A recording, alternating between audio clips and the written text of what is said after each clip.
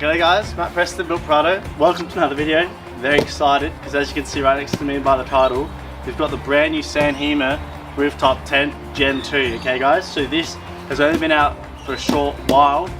On the Facebook group, so many people have been saying, oh, like, how is this tent, what's it like? No one's actually done a video yet, so this will be the first video on YouTube about how to install it, what's it like, and is it worth your money.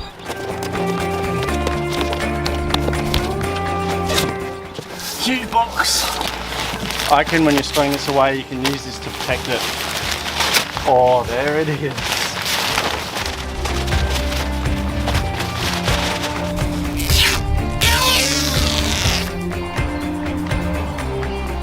Okay guys, so it's fully unboxed. As you can see, you know, it's quite big, but they all are. So this tent is 2.2 meters long and it's 1340 wide, okay? So 1.34 wide. So there's your dimensions. And then like I said before, on the website it says 230 mil thick, but I think they're also including the tiny crossbar down there. But the actual body, which is what you sort of see with your eyes, it's 180, okay guys, which is really good size. And I will also say the finish on this, it feels like Raptor, to be honest. It's quite rough and it's not like a smooth, it's got like a shiny finish which looks nice, but it's a really rough sort of rugged material. It's not like a glossy paint. Okay guys, some fun facts for you. So this weighs 70 kilos, which is actually more on the light end with rooftop tents. For example, the King's Grand Tour rooftop tent, it actually weighs 90 kilos. So that's an extra 15 kilos on top of this, which you will notice on the roof. But to be fair, it is wider, longer and taller. So it's bigger in all the other categories and the mattress is thicker. But this one has a 65mm high density foam mattress, okay guys, which is plenty enough for me. Maybe if I was a bit older, don't want to be uncomfortable, I'd maybe get a little bit bigger.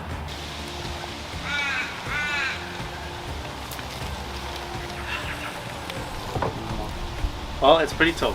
Okay, so when you first open your tent, this is what it will look like. Now in here you can already see we've got the big telescopic ladder, which is all black, which looks really nice. It's not like a silver look. And we've got some of our roof bars here. And then here we've got some shoe bags, so you get 2 of those. Also this little box here, which has lots of mounting hardware, as you can see. So this has got, you know, all sorts of bolts, hinges, rubbers, everything we'll need to install this properly. And it's got some big roof bars that will go underneath the roof. Then it also has this little bag, which I'm assuming you'll put any sort of miscellaneous pegs and stuff in there, even though you won't peg it down. Now this is pretty cool. So there's this huge bar that you can see goes around here and it's got that little light strip on it. Now this isn't fixed, this gets installed, but USB RAN, and it's got a little on and off button here. And that's really cool because that's going to give us LEDs inside the tent. And there's also this spot up here, which obviously you can put your phone or just little books or anything that you need to put up there for storage. There's 2 big black rail bars here as well. Now these will be for the roof rack that goes on top of the tent. Pretty solid ladder here, far out. It's actually it's a little bit heavier than I thought it would be, but I guess you'd want that if you want to be walking on it day in, day out. Now there is one thing I do know about these ladders, at the very least, is that a lot of companies now, they've been putting slants on the steps, but these to me don't look very slanted. These just kind of look flat, which is fine. It just means when you walk up in your tent, unless you've got really strong feet, it's just going to hurt quite a bit. So you might want thongs at least just to climb up and down, but some other companies, they have a slight slant on the step. So these little brackets here, these are for the ladder to hook on, but this little bar here that comes in the plastic bag, this will actually go at the top there and you use it to just pull it down at the end when you're closing it up. So that's what that's for. Okay, so that big pole, you simply slide it in these slots down here and then both clip in, then you just push it up like this and it will sort of start pushing back. And then you can see here there's a pole up here with the Velcro strap.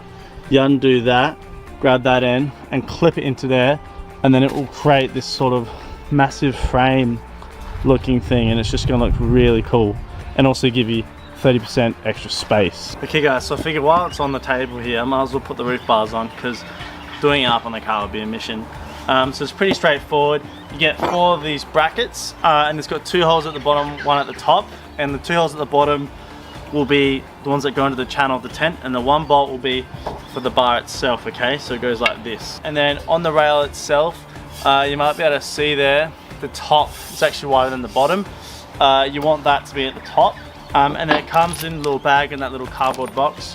with multiple heads and the little slide-in bits that will go down in the rails.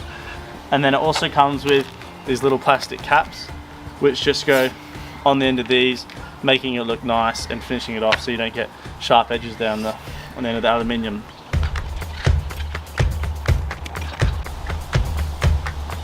So you'll find 4 of these bolts with the washers in, and then 4 of these Narlock nuts, and they simply just slide in the rail like this.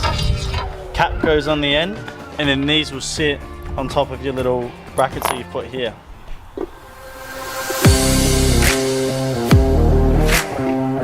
Okay guys, so I've had this tent for a few months now and I've been camping in it multiple times, and I'm just going to show the ins and outs and features of it.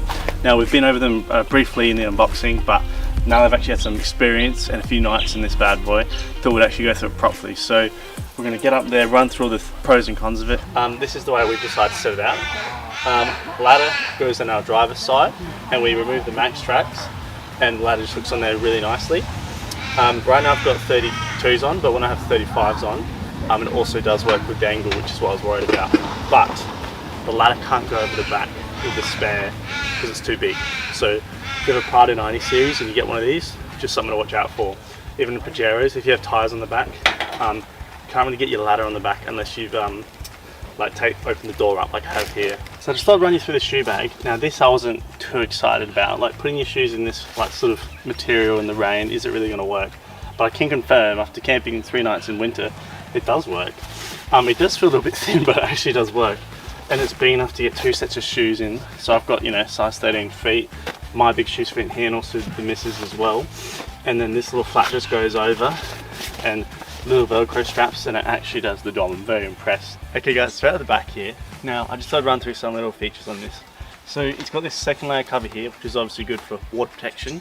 And it's got these adjustable straps so you can pull them up and down and get that nice and tight. And on the top it's got a clear plastic section, so if you undo the zip on the inside you can look up through the sky. Now that's really cool because most rooftop tents don't have this second bit, and it's not even possible because you can't zip a hole through the hard shell. So that's a good feature of this one.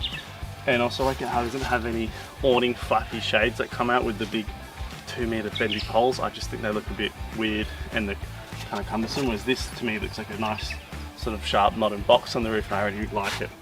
Now if you're wondering what this handle is, this is for when you close it. You actually can pull on this and you can get it a bit lower and then do it again. But I sometimes just chuck that up there out the way, don't need that. So last night there was a little bit of rain, and we just had a tiny bit of condensation up in here, but it also could have potentially been just our breath in the air. But as you can see here, there's drops still up here, but none of that can get through. And this little light is a nice little section, nice little cutout. And then you can obviously just zip this up whenever you want. And then all these little poles here, as you can see, they just clip on, and then they're adjustable, so they're very easy to use. And then they sit on this Velcro strap, which is just back there, and that's how they hold up in transport mode. Now the pockets, we've already used them. Just put socks and random items like that in there, and then at the very end you got those 2 pockets there. I've been putting my phone in there.